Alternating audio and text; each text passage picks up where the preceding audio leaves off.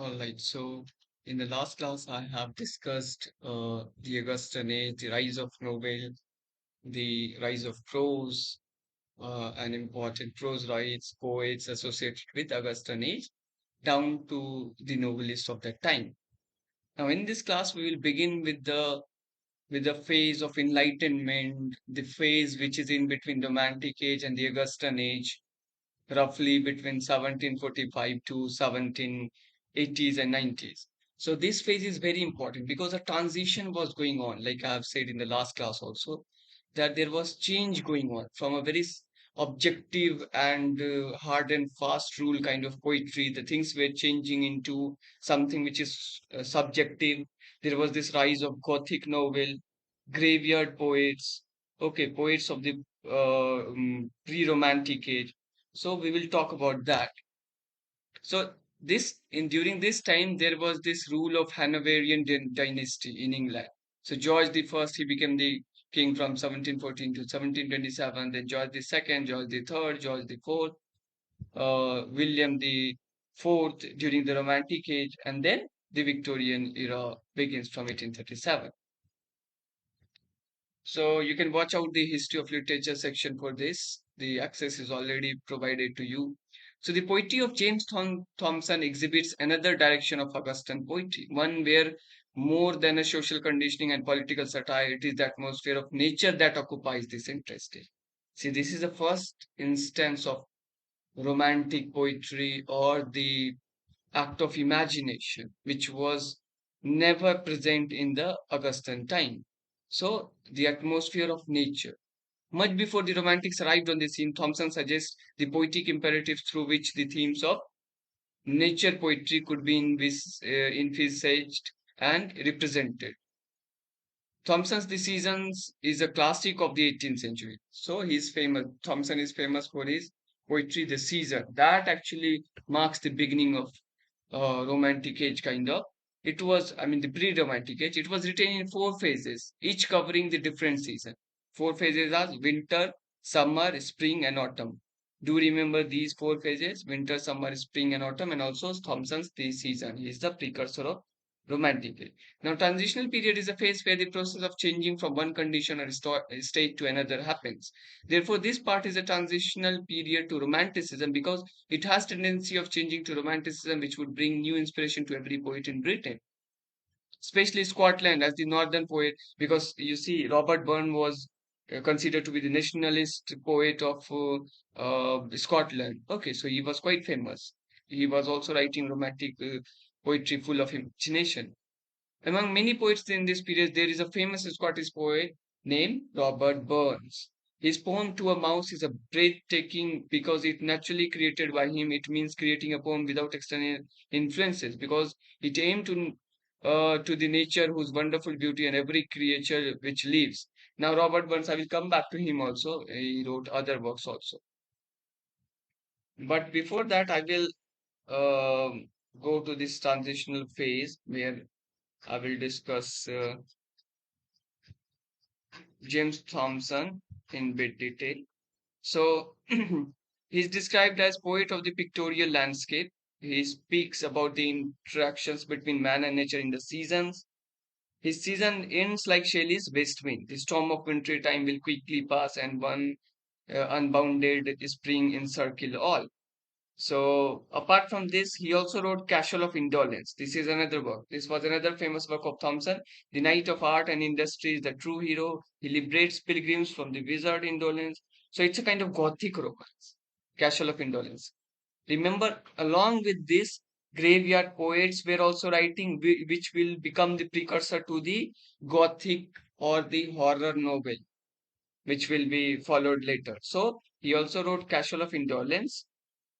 This vision of Thompson and method influenced Oliver Goldsmith's The Deserted Village. Goldsmith was influenced by Thompson.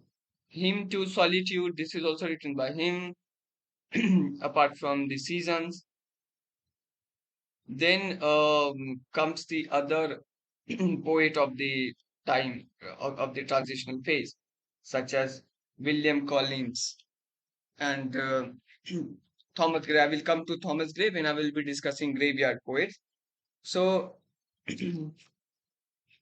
William Collins, he exercised pervasive influence on most of the Romantic poets. According to him, landscape evokes ideas and emotions. He loved nature at twilight. Ode to Evening is the forerunner of Keats to Autumn. So, these are the works written by William Collins. Ode to Evening, then Ode to Simplicity, Ode to Fear, Ode to the Passion.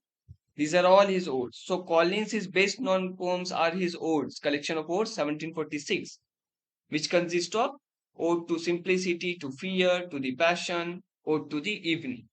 Okay, Ode on Popular Superstition. These are all the odes written by William Collins. Apart from this, he is also famous for his first work, that is Persian Eclogues.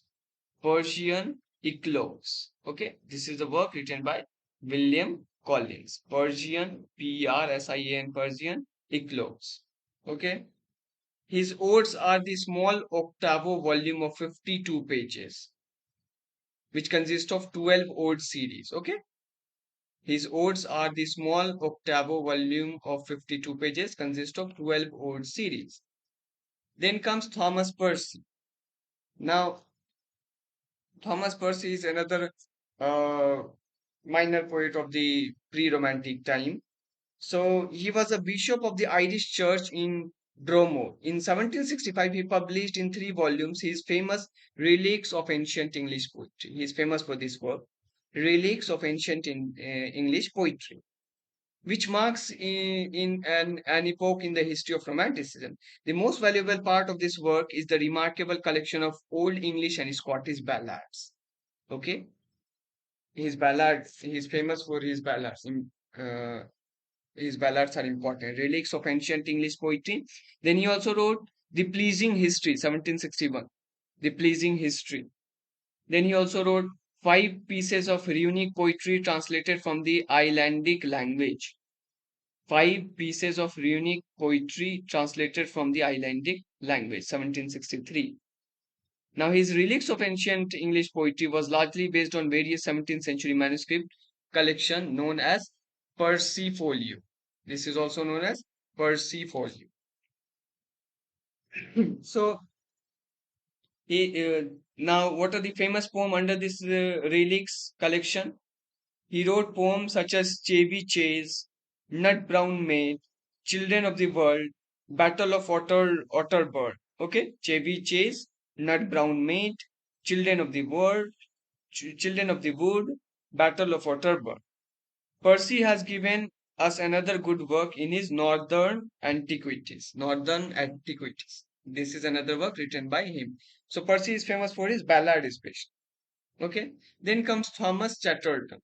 Thomas Chatterton is Wordsworth's marvelous boy, dedicatee of Keats' Endymion. When Keats is writing Endymion, he is actually dedicating it to Thomas Chatterton.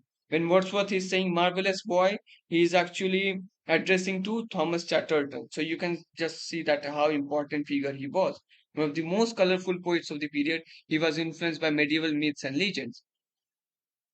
He claimed to have discovered a medieval poet from Bristol called Thomas Rowley. He's famous for his Rowley poems also. So,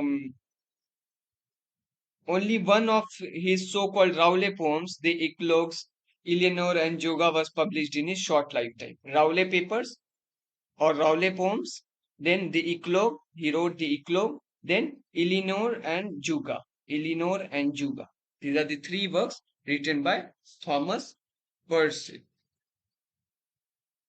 So, sorry, Thomas Chatterton. I'm talking about Thomas Chatterton. Okay, Thomas Chatterton. So Rowley papers. Then I said Eleanor and Juga. He also wrote Ella. Ella is a poem which is also known as Ballad of Charity. Ballad of Charite. Charity. Ballad of Charity. Then Bristow Tragedy. There is another long poem written by him, Bristow, Bristowe, Bristow Tragedy. So he used to go to old haunted church during his childhood, but he died at a very early age, around 20 years only. Then William Cowper, another important poet of this time is William Cowper.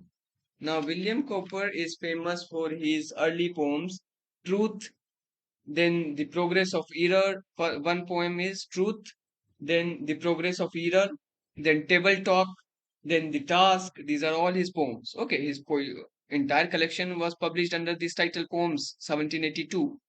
Under this collection, there were poems such as Truth, The Progress of Error, Table Talk, The Task. The Task is written in blank verse and published in 1785, which is his longest poem. The Task is very famous poem published in blank verse. Do remember. John Gipplin's Ride is his humorous work. On the Loss of the Royal George, patriotic work. Okay. Cowper's most laborious work was his translation of Homer, which was published in 1791. He wrote hymns which were published in Olney collection, Olney, Olney, Olney collection in 1779. His little poems are On the Receipt of My Mother's Picture, On the Receipt of My Mother's Picture, then Alexander Selkirk, Selkrirk, Alexander Selkirk. These are all his important poems. Then comes George Crabbe. George Crabbe is another poet of this time. So, George Crabbe is famous for his poem The Village, a poem without a rival as a picture of the working men of his age. Okay, very, very romantic kind of idea or the picture that he will describe in his poem The Village, 1783. So, apart from The Village, he was also the friend of Walter Scott. The later poems of George Crabbe are the Parish Register, Parish Register, then the Borrow, the Borrow, then in Verse, Tales in Verse, then Tales of the Hall. The Library is another poem written by him. So George Crabbe wrote The Village, The Parish Register, The Borrow, Tales in Verse, Tales of the Hall, The Library. Okay? The Library, The Village, The Borrow exhibits the quality of romanticism. That's why he is famous. Then Mark Akin said, I told you about him. The pleasure of the imagination contains Miltonic style of blank verse, but it lacks Miltonic energy and genius. He is famous for this single work. Other poets of this time, this pre-romantic age, are James Macpherson. Okay, now James Macpherson, Macpherson, he claimed that he has discovered and translated the work of early Scottish Gaelic poet Ossian, the son of Fingal. Okay, the son of Fingal. Now everyone was confused that how Thomas Macpherson found this work or the manuscript of Ossian, the son of Fingal. So it also created a wide controversy at that time. But then later on, his fraud was not exposed until after his death. Okay, and only after death we come to know that he was actually making fraud. There was nothing like manuscript that he found. Okay. So Fingal, an ancient epic poem in 6 books, was published by him in 1762. Fingal, an ancient epic poem written by James Macpherson. Then Fingal is an epic written by him. Fingal, Fingal, Fingal. Then Temora, Temora, Temora is another epic written by him. So Fingal, an ancient epic poem in 6 books. Then Temora, then his assassin, the son of Fingal, he said that he found manuscript from this Gaelic poet Ossian, which later becomes a kind of fraud because he never invented such poetry. Um, produced a prose version of Iliad also. He also produced a prose version of Iliad. This is about James Macpherson. Uh, William Cowper, I told you. Yeah, then Robert Burns. I told you that he is considered to be the national poet of Scotland. So he wrote Kilmarnock Burns. The publication of Kilmarnock Burns in 1786 marks a development in this particular period in the history of English literature. Some of his best known songs are, he is very famous for his songs rather than poems. So first song is My Love is Like a Red, Red Rose. So this is a poem, a song written by him only. My love is like a red, red rose. Highland Mary. Next song is Highland Mary. His poems are To a Mouse, To a Mountain Daisy, The Two Our Dogs. Okay. First one is To a Mouse. Second, To a Mountain Daisy, The Two Our Dogs, Halloween. He wrote an epistle to his young friend, A Bard's Epitaph. A Bard's Epitaph. Okay. Burns also of Burns' longer poems, the two best works are The Quarter Saturday Night, Tam O'Shanter. This is his longer poems. Okay, written by Robert Burns. The Quarters Saturday Night, Tam O'Shanter. The Quarters Saturday Night, then Tam O'Shanter. These are his two longer poems written by Robert Burns. He also wrote The Holy Fair. Okay, Duncan Gray. So in the romantic poet of the transition phase, we have talked about William Cowper, Robert Burns, James Thompson, William Collins, then George Crabbe, James Macpherson. Remember, these are very small bit of information. Many a times, what we do is that we skip this pre-romantic or the transition phase, but you will find that questions such as from the playwright of the Elizabethan age, the playwright from the Restoration age, some of the poets from the pre-romantic age. These are kind of fixed questions that you will find every time. They will ask you from these sections. So this is important to remember these poets. They are very small bit of, I mean, they have hardly written four or five works. Just remember the title. That's it. You do not need to go in detail. With that, we will come to Oliver Goldsmith. Goldsmith, again famous for his poetry. So Goldsmith wrote The Traveler. Okay. In which the traveler, the narrator is actually wandering through Europe. So it is a poem written in almost 400 lines. Okay. Oliver Goldsmith wrote The Traveler, which made Goldsmith's reputation among his contemporaries. Then he wrote The Deserted Village. Remember, do not get confused. The Deserted Village is written by Oliver Goldsmith, and The Village is written by George Crabbe. Do not get confused. So The Deserted Village 1770, they also asked the air. Okay, The Traveler was published in 1764. The Deserted Village was written in 1770. It was the poem of the individual man who revolt against the institution. The Deserted Village. It is prescribed in many of the syllabus also. Then The Good Natured Man and She Stoops to Conquer are Goldsmith's two famous comedies.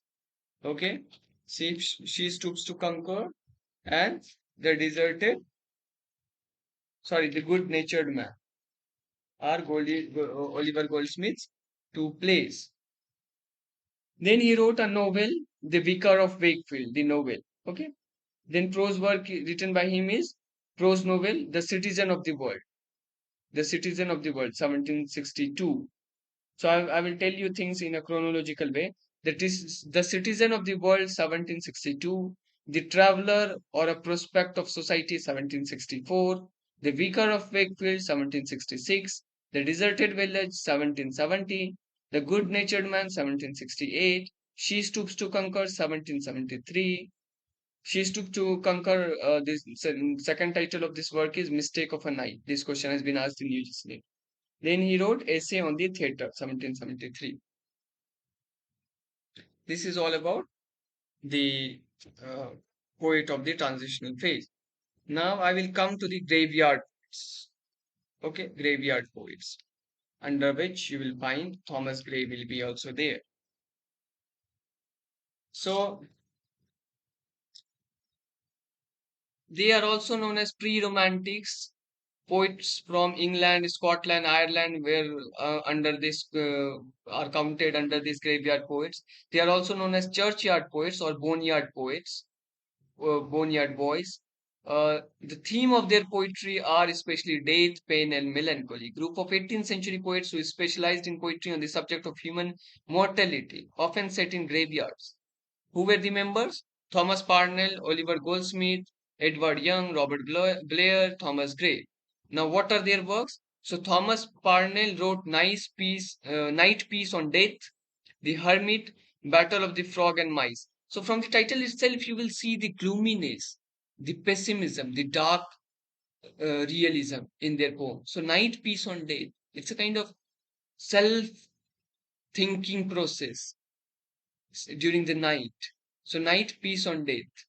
Someone is contemplating on his death, his or her death. So Night Piece on Death, then The Hermit, Battle of the Frog and Mice. Now the next poet, Edward Young, he wrote this poem, The Universal Passion. The Universal Passion. Again, he is writing this very gloomy kind of poetry, night thoughts on life, death, and immortality. Night thoughts on life, death, and immortality. Long meditation on the futility of life in blank verse. It was published in 9 parts, which is equal to 9 nights. Then Robert Blair wrote The Grave. The Grave. See the title. Title itself will say that it is graveyard, belong to graveyard poetry. The Grave. Then Thomas Gray talked about poetic diction. Now, Thomas Gray is very famous apart from his elegy written in a country churchyard, which belongs to this graveyard poetry. He wrote many other poems also.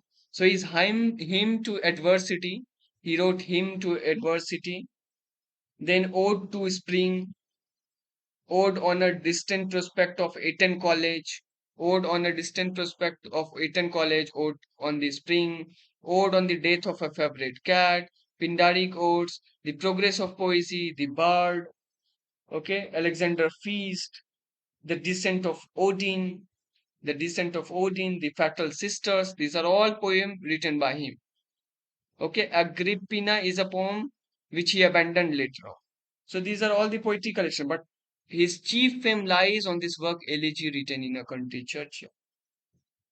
Okay, because this is the most important work associated with graveyard poetry, where he is sitting in a churchyard, and for the first time you will find that other poets on were writing elegy on their friend's death, or particularly dedicating to one single person. At that time, Thomas Gray is talking about the people, all the people who are under the grave of that graveyard where he was sitting. He's not talking about his friend. He's not talking about a particular person who belongs to him by any relation. No, he's talking about the general mass. Okay. His personal feeling will easily make you sentimental at that time. So he's talking about everyone who is in the grave, in that graveyard. So, elegy written in a country churchyard will talk about emotion, imagination, and feeling. A very important feature of these are the important feature of romantic poetry also. So, do remember Thomas Gray wrote these works.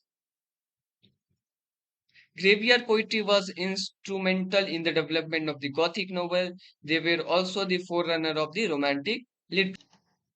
So here you can get the information and the list of work written by Goldsmith. Do read about the good-natured man and she stoops to conquer. She stoops to conquer in particular. Read about the characters, the plot, and also the Vicar of Wakefield, and also this poem, Deserted Village. Deserted Village is an important poem. You need to read these things in detail. Then Richard Cumberland was also writing at that time, the West Indian, the fashionable lover.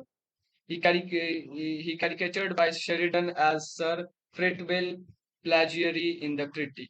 Okay, Sheridan wrote about Richard Cumberland. So R.B. Sheridan, he is a playwright, big member. He is famous for his important comedy, The Rivals and The School for Scandal. These are the two important plays written by him. You need to know about all the characters in The Rivals and The School for Scandal. Okay, so go through that. The Rivals is obviously a sentimental comedy. Lydia Languish is there, and how their love proceeds. There is also a proviso scene in The Rivals, published in 1775. He also wrote Saint Patrick's Day. It's a farce.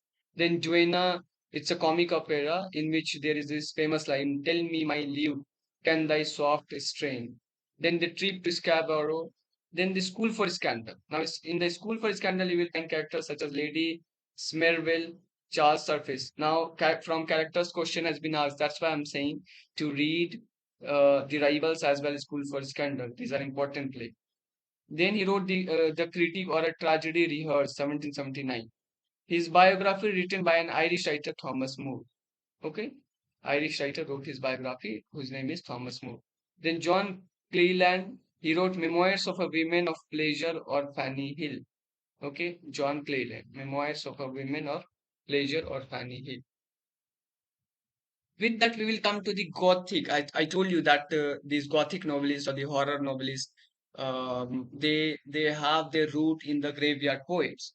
So Gothic fiction was, as you know, that it begins with the work of Horace Walpole. He was son of the Prime Minister Sir Robert Walpole. If you remember, Robert Walpole was the Prime Minister of Britain. So Horace Walpole wrote this work, The Castle of Otranto, 1764. Immediately, this genre became popular, this Gothic genre, which deals with this theme of abandoned castle, night scenes, darkness, ghost. So these are the thematic concern you will find in the Gothic fiction. So in the Castle of Otranto, he blended two kinds of romance, ancient as well as modern. Please go through this. I mean, this Castle of Otranto. Read about the characters and plot. Followed by his work, Clara Reeve, she wrote the Old English Baron, inspired by the Castle of Otranto. Okay, Old English Baron. It is also a Gothic fiction. Now you have to remember the plot and character of the Castle of Otranto. When it comes to the other author, just remember the title. That's it. Then comes Anne Radcliffe. She wrote The Mysteries of Udolpho, in which you will find Emily is the heroine. Then Salvatore Rosa, a painter who influenced Emily. So in Emily is the heroine, Salvatore Rosa, that she refers in the third chapter, a painter. Okay, Emily, Salvatore Rosa. These are the characters. Then she also wrote The Italian, in which Elena is heroine. Elena, Italian, 1797. Shakespeare of Romance writers, praised by Reverend Nathan Drake. This person, Nathan Drake, he said that Anne Radcliffe is the Shakespeare of romance writers. Then Matthew Gregory Lewis. Okay, he was himself a kind of monk, and then he wrote these Gothic works such as The Monk, 1796, set in Capuchin Friary in Madrid. Then in this Monk, this Gothic novel Monk, you will find the monk is Ambrosio. The novel is prefaced with an epigraph from Measure for Measure by Shakespeare. It also echoes the monument scene of from Romeo and Juliet. Then comes Charles Robert Maturin. He was also a Gothic fiction writer. So he was a priest of Ireland. He wrote Melmoth the Wanderer. This is a Gothic fiction. Melmoth the Wanderer. Then William Beckford, he wrote Vathek. Okay, you must have seen these questions on Telegram, and this question has been asked in UGC NET. Okay, so all these writers and their works become important that I'm telling you. So William Beckford, he wrote Vathek, 1786. Then Mary Shelley's Frankenstein. You know that she was the daughter of Mary Wollstonecraft and William Godwin. The novel dwelt on philosophy and nature, on the origin and meaning of life, on the myth of Prometheus, and on the enterprise of modern science. So these are all the Gothic fiction writer of that time, writing during Romantic Age. Now, there were other prose writer also writing at the same time, such as Edward Gibbon, then Edmund Burke. So we will talk about the philosophical work of that time now. Now that we are done with this prose, this poetry and fiction, we will come to this prosaic work of that time, philosophical work. So Edmund Burke, his first two philosophical works are A Vindication of Natural Society, A Vindication of Natural Society, then The Origin of Our Ideas of the Sublime and Beautiful. This question has been asked in UGC NET from Edmund Burke. The Origin of Our Ideas of the Sublime and the Beautiful.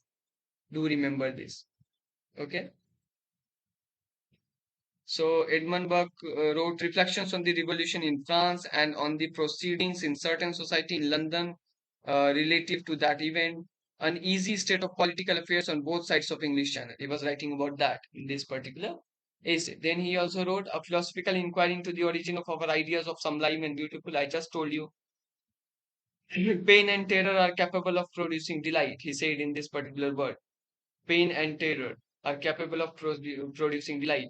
It will influence English romanticism as well as Gothic fiction, this particular word. That's why it becomes important. Question has been asked from this. Edmund Burke also wrote A Vindication of Natural Society, like I've said just now. Then he also gave a speech. Okay, his great speeches are, he is also famous for his speeches on American taxation, 1774, on conciliation with America, 1775. Then he wrote Impeachment of Warren Hastings, 1788. Impeachment of Warren Hastings. Reflections on French Revolution. I told you the first work. It is very famous, which he polished and revised again and again before it was published.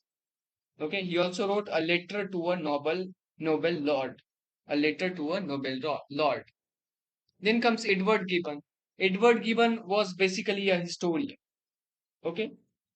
The first volume of his history was published initially. So in 1776, Gibbon published the first volume of The Decline and Fall of Roman Empire, the historical work.